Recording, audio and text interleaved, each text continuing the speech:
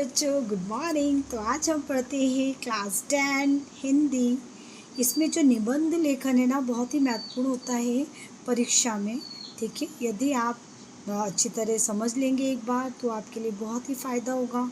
तो चलिए देखते हैं हम कौन से निबंध की बात करें। तो हम कर रहे हैं, देखिए, यदि मैं भारत का प्रधानमंत्री होता। ठीक है ना, ये एक टॉपिक आता है जो आपसे पूछा जाएगा, कहा जाएगा कि आप एक निबंध लिखिए किस पे, कि यदि मैं भारत का प्रधानमंत्री होता। तो देखिए, प्रस्तावना, आपको प्रस्तावना लिखना ज़रूरी है। पॉइंट टू पॉइंट अगर आप लिखेंगे ना तो वो जो नंबर है वो पूरे में से पूरे मिलेंगे आपको। ठीक है, तो देखिए, प्रत्येक व्यक्ति अपने मन में सुनहरे भविष्य की कल्पना करता है। इसलिए यदि मैं चुनाव जीतकर देश का प्रधानमंत्री बन जाता तो कितना अच्छा होता है ना। उसके आगे देखो, देश का प्रधानमंत्री बनना।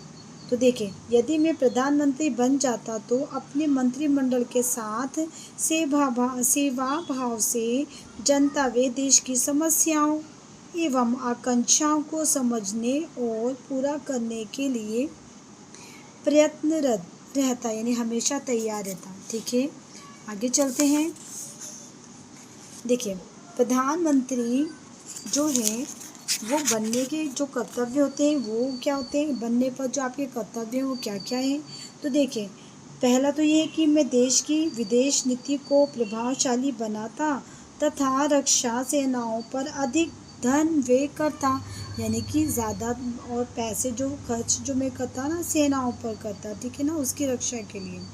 नंबर 2, लघु उद्योगों तथा ग्रामीण उद्योगों को बढ़ावा देता।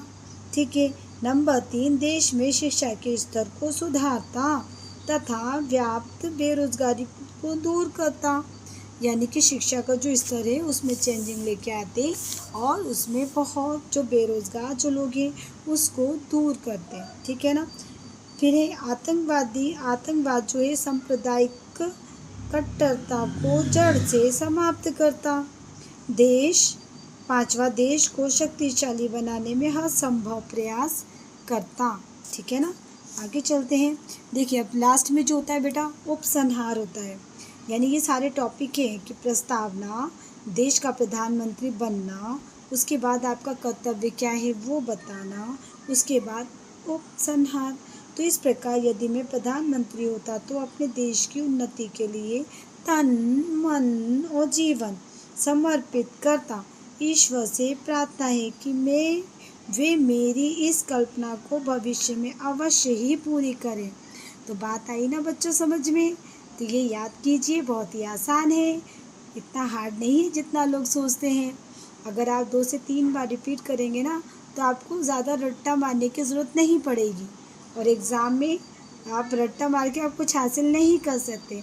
किसी भी चीज़ को समझना बहुत ज़रूरी होता है। तो ठीक है, अभी से ही आप बोर्ड की तैयारी कर लीजिए, आगे बहुत ही अच्छा होने वाला है। ठीक है, ओके बच्चों, थैंक यू।